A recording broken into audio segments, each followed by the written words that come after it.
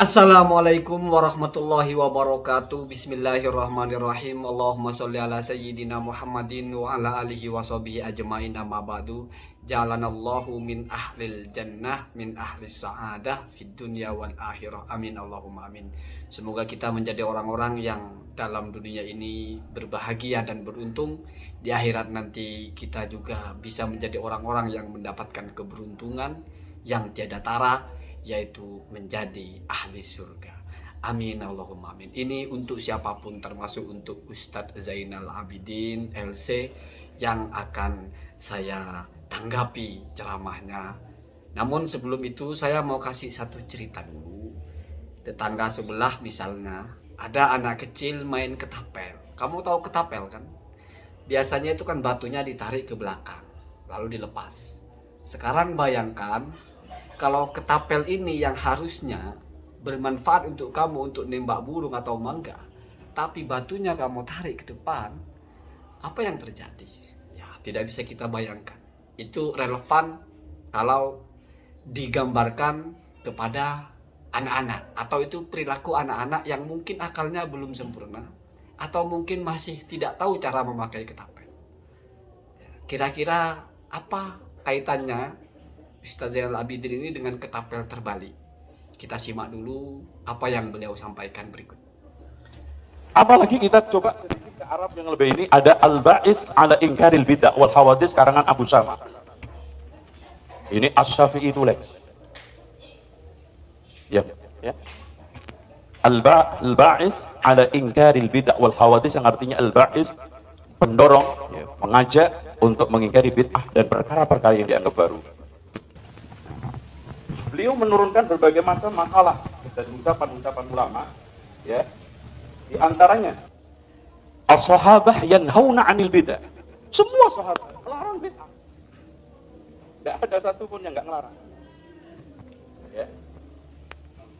Pertama kali al-hasu 'anil ittiba' wan nahyi 'anil ibtida'.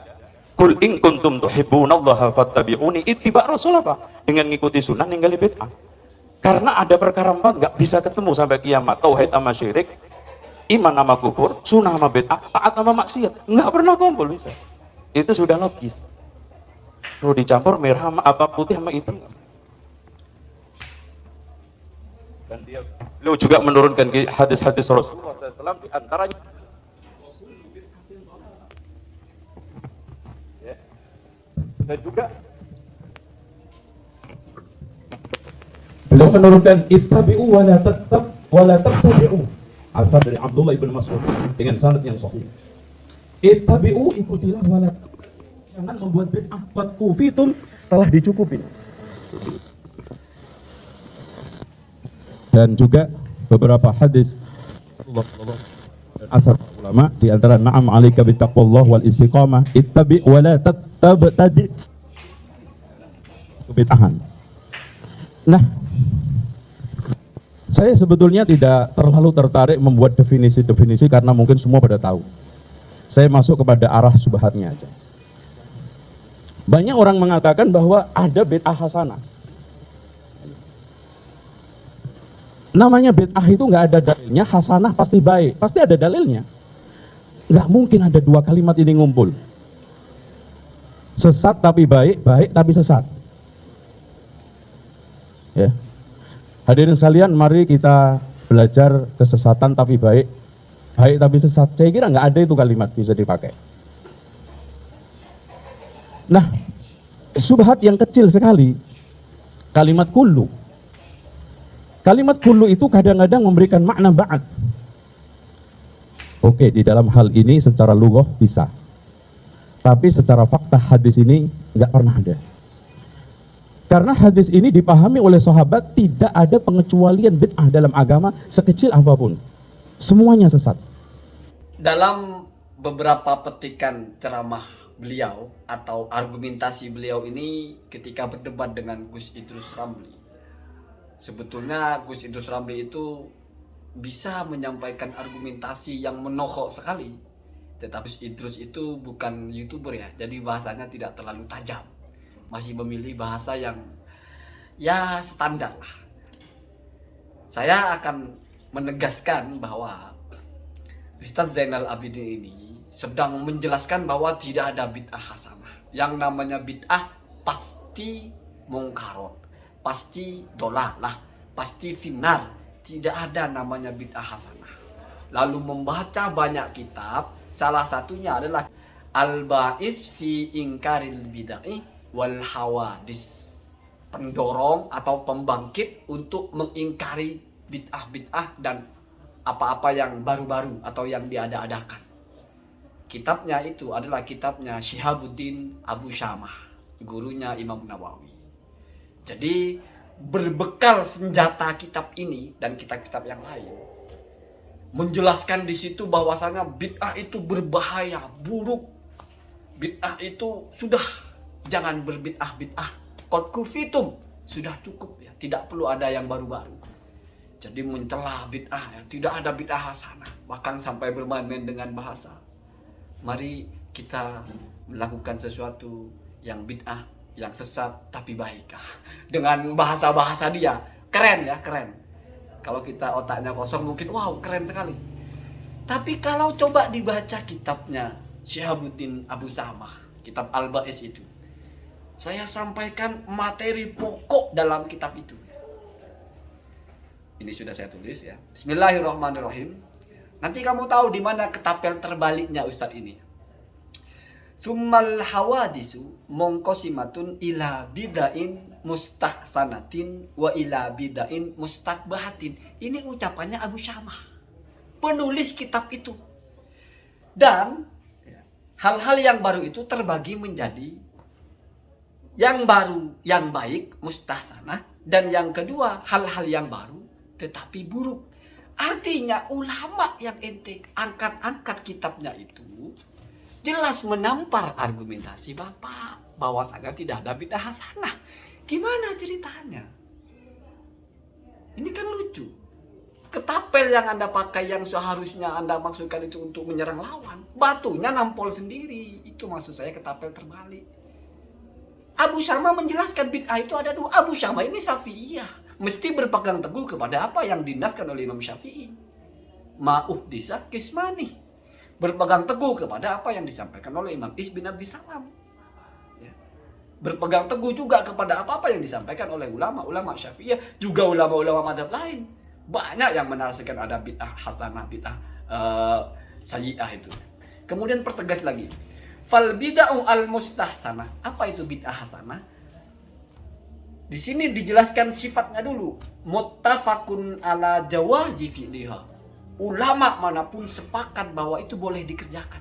Muttafaqun ala jawazi fi'liha. Itu yang pertama. Yang kedua, wal istihbabi laha. Ay muttafaqun bistihbabiha. Juga muttafaq bahwa itu disunahkan untuk dikerjakan.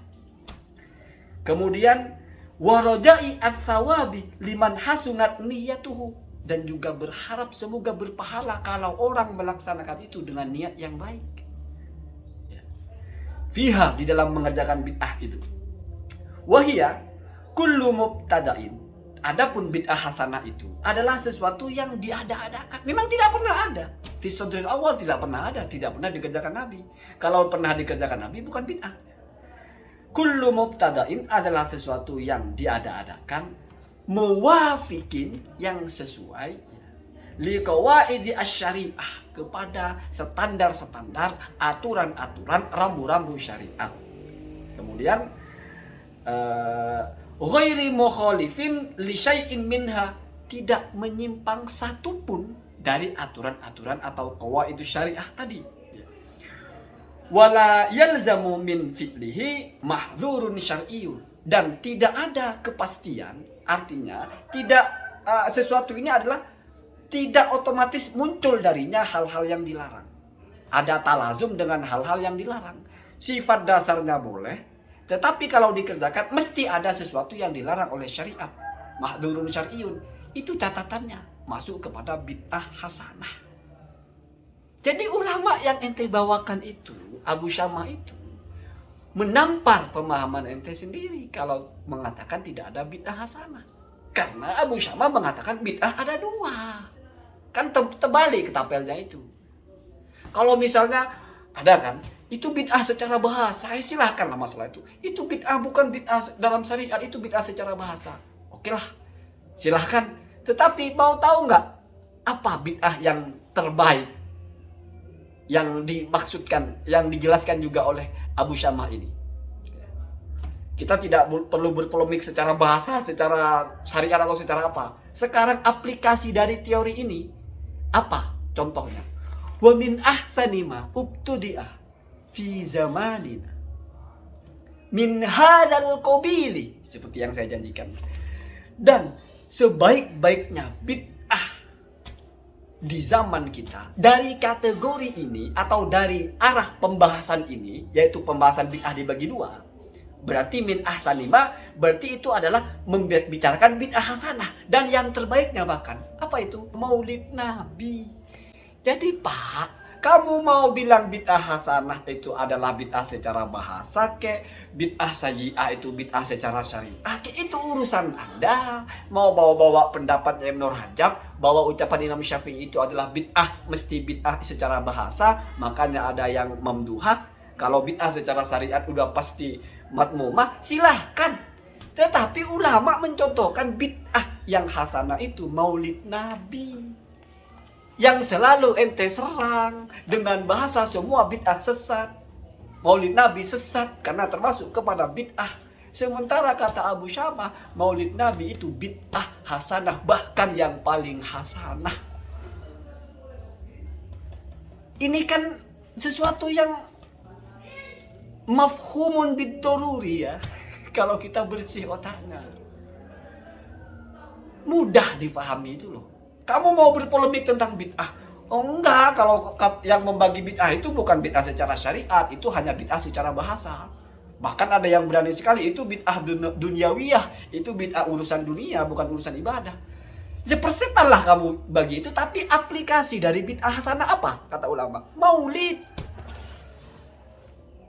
Kamu kan selalu serang maulid, tapi ulama mengatakan maulid itu adalah contoh dari bid'ah hasanah. Kamu masih mau berkelit, Imam Syafi'i kan mengatakan bid'ah itu secara bahasa. Ya silakan, tetapi ulama Syafi'i yang mencontohkan itu maulid Nabi. Ibnu Hajar mengatakan mahmakanat bid'atan walakinnaha mahmudat. Walaupun itu memang bid'ah, tetapi terpuji. Ya kan? Ya saya tidak ada persoalan. Oh itu bid'ah secara bahasa, iya. Selama kamu bisa terima maulid sudah selesai. Mau kamu itu bid'ah secara bahasa, mau secara bahasa Indonesia, secara bahasa Sunda, bahasa Madura, gak ada urusan. Yang penting jangan kamu ambil teori ulama, tapi kamu tolak contohnya. Itu kalau dalam bahasa munador itu namanya bitrud dalil. La yajuzu bitru anid dalil. La yajuzul bitru anid dalil. Apa itu al bitru anid dalil itu? Atau bitru dalil itu ya kalau tidak salah, al-akhdu bi muqaddimatihi wa tarku bi awahirihi atau bi akhirihi. Kamu ambil depan-depannya, kamu buang belakang-belakangnya. Itu cara-cara berdebat orang Mu'tazilah, cara-cara berdebat orang Qadariyah. Kalau dalam mantik itu seperti hujjah syabsatoniyah ya. Jadi berargumentasi seolah-olah benar, seolah-olah yes, seolah-olah keren, padahal ngaco, somplak. Satu ulama kamu sebut bagian-bagian ketika dia mengecam-ngecam bid'ah. Padahal ulama ini yang ingin disampaikan bid'ah ada dua. Maka ketika dia menjelaskan kecaman kepada bid'ah-bid'ah itu, tidak boleh berbuat bid'ah, cukup dengan sunnah qad kufitum, dia nukil, mesti ulama ini waras. Mesti itu kelanjutan dari penjelasannya, berarti itu sedang bicara bid'ah yang madmumah. Apa itu bid'ah madmumah? Sesuatu yang yukhalif. Bukan tidak ada Pak, tapi menyelisihi. Suruh zuhur 4 rakaat, kamu sholat 3. Allah itu bukan jisim, kamu pikir Allah itu jisim. Allah itu tidak terdiri dari anggota tubuh, kamu pikir Allah ada tangannya, ada kepalanya, ada betisnya. Itu bid'ah-bid'ahnya orang-orang Khawarij, bid'ahnya orang-orang Qadariyah, bid'ahnya orang-orang Mu'tazilah, bid'ahnya orang-orang Jabariyah, bid'ahnya orang-orang Mujassimah. Itu Pak ya. Kalau dalam ibadah Imam Syafi'i setiap hari khatam 2 kali baca dalam sholat selama bulan puasa, itu tidak pernah dicontohkan Nabi. Tetapi apakah menyelisih dalil? Enggak. Karena dalil mengajarkan banyak membaca Quran. Tidak dijelaskan juga sehari harus baca berapa. Berarti umum, masuk kategori banyak. Orang maulid dan bersolawat, banyak bersolawat. Tidak dijelaskan kamu solawatnya setiap pagi, apa setiap hari, apa setiap tanggal 12, apa setiap kapan. Berarti bebas. Kenapa kamu mengatur-atur? Ini tidak boleh, itu tidak boleh. Bahkan kalau masih mau lebih kokoh lagi, mengkhususkan ibadah di waktu-waktu tertentu, itu ajaran Rasulullah. Minimal menurut Ibnu Hajar al-Asqalani ketika mensyarah hadis Nabi, setiap hari Sabtu mengunjungi Masjid Kuba. Maka Ibnu Hajar al-Asqalani mengistimbat dari hadis itu jawazu tahsisi ibadatin muayyanatin fi waktin muayyanin. Boleh kamu mengkhususkan satu ibadah tertentu di waktu tertentu. Setiap hari Selasa kamu mau hatam Quran, silahkan. Setiap Kamis kamu mau ngaji Yasin 10 kali, silahkan. Kenapa? Karena anjurannya membaca Quran, membaca Yasin. Tidak ada di situ batasan-batasan, tidak boleh kalau hari Kamis.